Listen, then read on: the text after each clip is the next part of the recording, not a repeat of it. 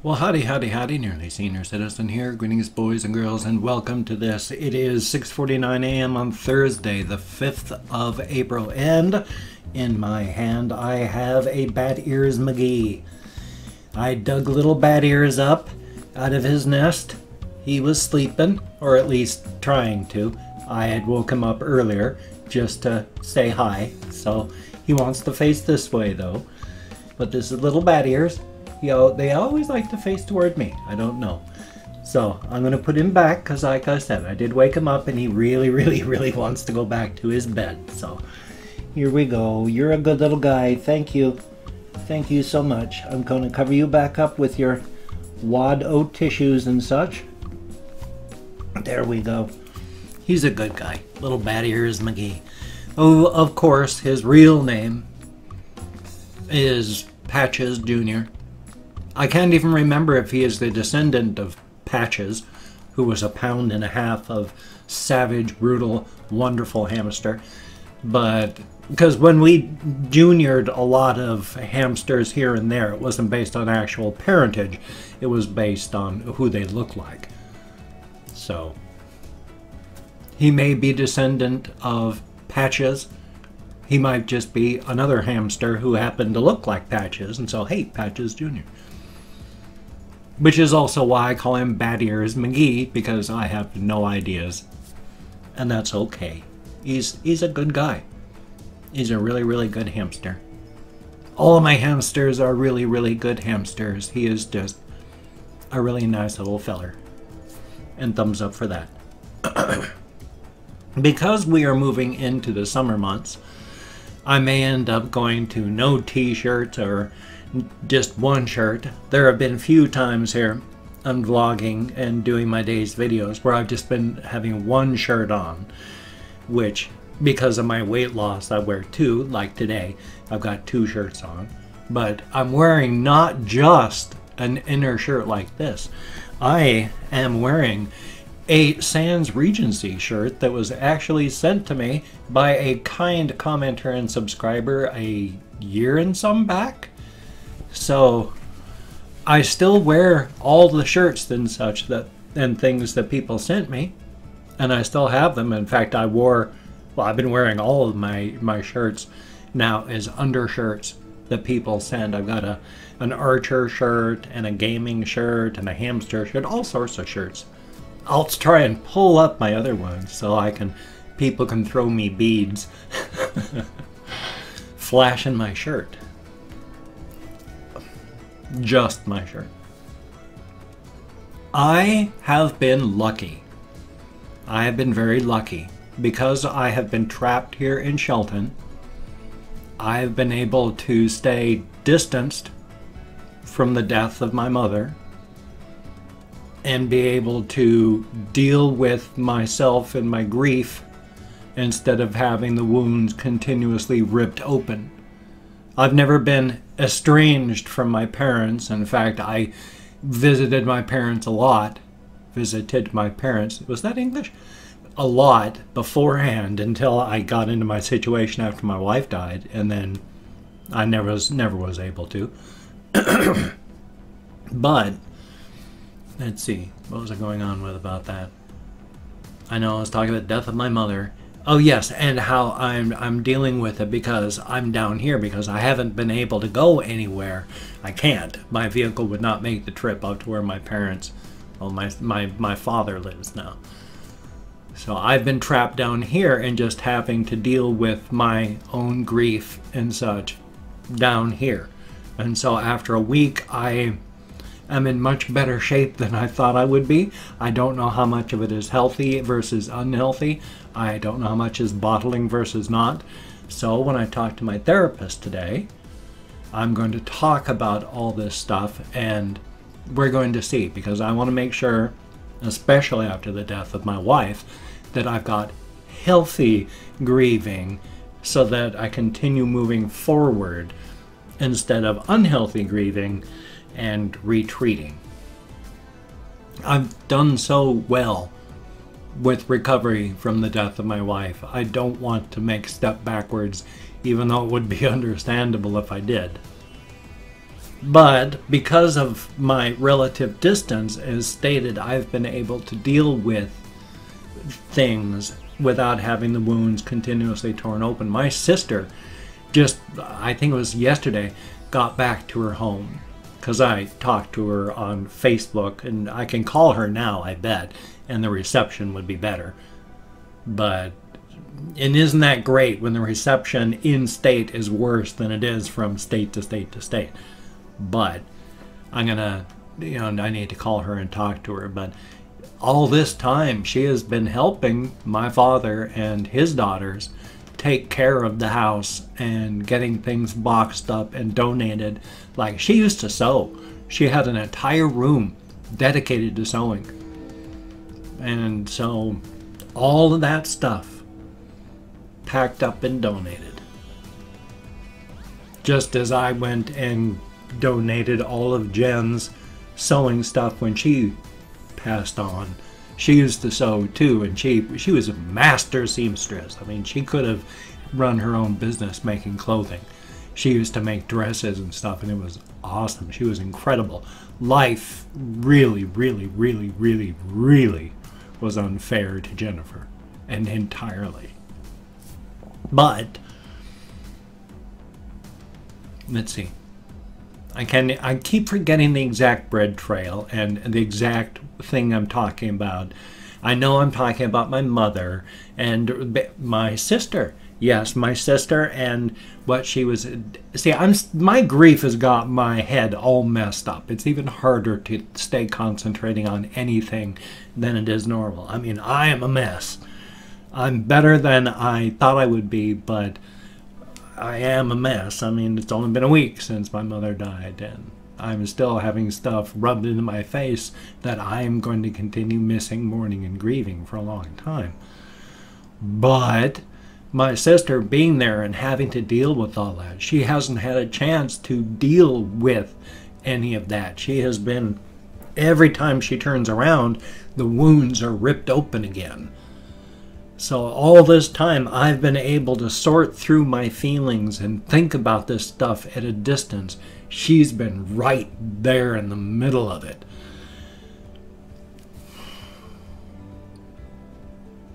There's still a lot that, yeah, I know I'm going to be crying during my therapy appointment, and that's okay.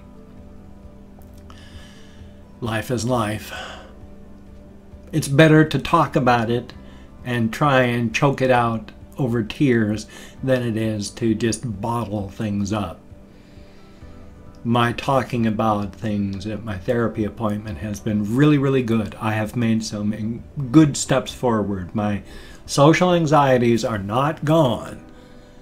No, I'm getting a handle on them. And that's the thing. I didn't want to become a shut-in, afraid to leave because of my social anxieties. I still feel a whole bunch of all of them when I go out, but I'm able to go out again and just handle these feelings and these fears. Part of that is because I'm the kind of guy that doesn't like to be controlled by irrational fears. I mean, back in the 90s when I lived in Bellingham, Washington, if I have any viewers around in that area, I rented a house on High Street, if you live in that area. On the far end, there's the college side of High Street. I lived on the non-college end of High Street, rented a house there for 10 years. The basement was a spider-festering breeding ground of spiders. Spider Central is what I'm trying to say. I would frequently... I was also, oh, that was a bad leg spike. I hope it's going to be okay. I was also during this time a raging alcoholic, continuing my death spiral. But still, even though I would get drunk and do this, the fact is I did not want to be ruled by, and still do not, and still engage in this behavior now when I've been sober for 17 years, where I would go down into the basement. I'd get hammered and say it's time, and then I'd go down into the basement. Oh my God, I am an arachnophobe. I don't like spiders. Just looking at them is horrific. I mean, that's the irrational side. The rational part of me is fascinated by them. They're amazing creatures. They're just astonishing animals. They have a foreign and alien beauty, and they are just absolutely incredible. But at the same time, the lizard brain part of me just gibbering in terror, inside of my skull. So I've got those two things I'm fighting with, but I would still force myself down in there. And everywhere I looked, up into the open beams, choked with cobwebs and spider webs, I could see the dead spiders and the live ones. On the walls, there'd be the live, living and dead spiders and all this. It was horrific. But I would still force myself to do it. So now, even though I've got all these irrational fears and social anxieties, I know that they are irrational. And I'm forcing myself to go out. And it's not a bad thing. Just like forcing myself to go down there and amidst the spiders because, damn it, I'm not going to be ruled by an irrational fear. I'm going out into the world dealing with people, and that's a good thing. I'll probably have social anxieties all my life. I mean, I've been an introvert my entire life. I know I've talked about this in videos before. I'll talk about it again. But the only reason I met my wife was because I met her at work, and I worked as a nurse's aide in various nursing homes. But I had been fired from this one nursing home by the person in charge of employees who did not like me and was looking for reason. Finally cobbled some up. And I had to lawyer up, and finally my lawyers just said, look, even if you win, it's going to cost them nothing. It'll cost you so much, and all they have to do is turn around the next day and charge you again. So I took the loss and got fired, and then went and applied at this other place and started working there. Noticed a whole bunch of women that caught my eye, but really started talking to this one particular one who just seemed to be a really wonderful person. And ended up following her around like a lovesick puppy, which luckily everyone at work thought was absolutely cute. From the administrator down to my coworkers, thank God, because following her around like a lovesick puppy, I was, before my injury, sort of neglecting my work, and my coworkers were having to pick up the slack. So that wasn't so good, but luckily everybody thought that was cute. But the only reason I met her was because of work. And then the people there, knowing that as shy as I appeared to be, and as shy as Jennifer was at going at meeting new people, that we were never going to do this on our own. So everyone got together, said, let's go to a movie, invited a whole bunch of people, invited me, invited her, invited a whole bunch of others, and then on the day of the movie, everybody dropped out but me and Jennifer. And so Jennifer and I went to the movie, and from then on we dated, and like 6 months afterward we were married, and like 6 months after our marriage, our daughter was born. So that was a good thing. Yep, it wasn't 9 months after the marriage, it was just 6, and that doesn't even count the premature thing. If you're older, that's scandalous. If you're younger, it's like, oh, you had a baby.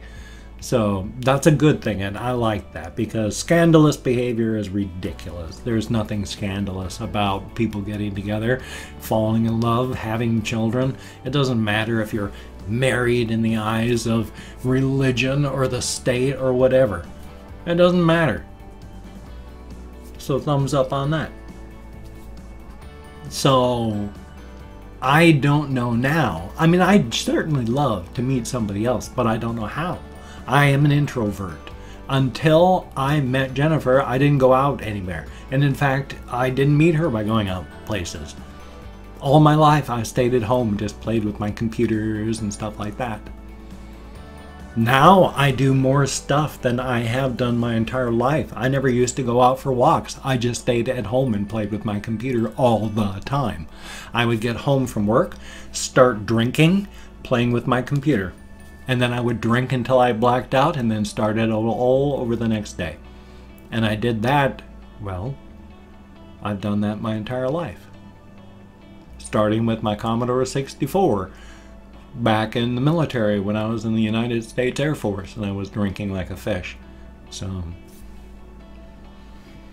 if I go out and meet somebody, that's good. I don't know how to meet anybody, and that's okay too. I mean, as stated, I'm an extroverted introvert. I need to talk to people, but on the whole, I'm happy all by my little lonesome, though I do like people and I like talking to people. So again, if you ever see me on the street, say hi, please. I do like people and enjoy interacting with you. Now, I am late enough in this, so I've opened up 24 hours worth of comments on my community tab. I'm going to thank 20 to 25 people for having left me a comment.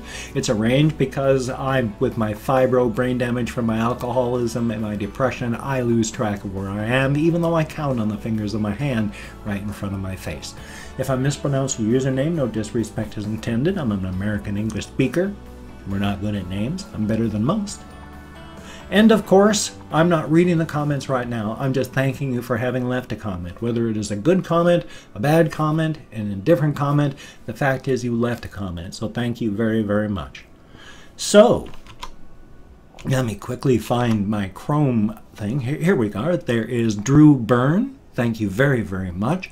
And Elietta Saranchus. I sure hope I'm close. Thank you very, very much. And Sheena. Greatly appreciated. Justin Gurley, thank you very, very much. Money Free Society, thank you very, very much. Ricardo, thank you very much. Tundra Keeper, always good to see you in the comments, my friend. Pure Persian, thumbs up and thank you very, very much. And Killer Meme Star, hey, I recognize you from yesterday. Thank you very, very much. And Schmidt, greatly appreciated. 133700 PNG, greatly appreciated. Santiago A. Florentine, I sure hope I'm close. Thank you very much. Grass Vanguard, greatly appreciated. Matthew Koczynski, coaching. I can't pronounce that, but thank you very, very much. Juan Lecaro, I sure hope I'm close. Thank you. Gray Soul, thank you very, very much. Aaron Gaming 5, thank you. Greatly appreciated. Epic Style HD, thumbs up and thank you. TRP_Savage, thank you very, very much. Zones Wishy, thank you very much and appreciated. Mysterious Kills, thank you very much. Vincente Dominguez, I sure hope I'm close. I'm probably not. And The Elf Gaming, thumbs up and thank you. And then we have ASMR channel, thumbs up and thank you very, very much. And then last but not least, Mr. Chode. How about that? Thumbs up and thank you all so very, very much. As stated, you get me out of my head, into the world, dealing with real people. Thank you very, very much. Excuse me. I am depressed. I have bipolar disorder. My wife died 4 years ago. My mother died last week. My wife's cat committed suicide 6 months after she died. It has not been a good life. But thank you all so very, very much for coming along on this journey with me every morning with my vlogging series. I need to talk, to process, and it is appreciated that you come along with me. Thank you so very, very much. If you could check out my links down below, I have Twitter, Facebook, GoFundMe, Patreon.com, Google+. If you could donate to my GoFundMe campaign, a lot of people have donated of late. Thank you so very, very much. I was so afraid of this month. You are helping me out incredibly. It is so appreciated. Thank you very, very much. Or if you could become a Patreon.com patron, like one of these beautiful and awesome people, that would be greatly appreciated. Thank you so much. But if you cannot donate or you simply do not donate, I do take all good wishes, deposit them in the bank of my heart where I draw interest, so thank you very much. And if you could toss me a like, I do appreciate all the positive validation I get from my existence, a good thing. And if you could subscribe to the channel, that would be very cool. I would understand if you don't want to, but if you are down with it, I will do my best to keep you entertained until I die. There we go. That's blunt and simple. I'm not having a reaction video today. I'm going to try and do one tomorrow. I got a game video coming up. Hopefully a game video from a game channel. I think I do. So that's a good thing. So you take care. Have a great day today. I will see you on the flip side. And that, my friend, is a very good thing. So I got to get this together and head off to therapy.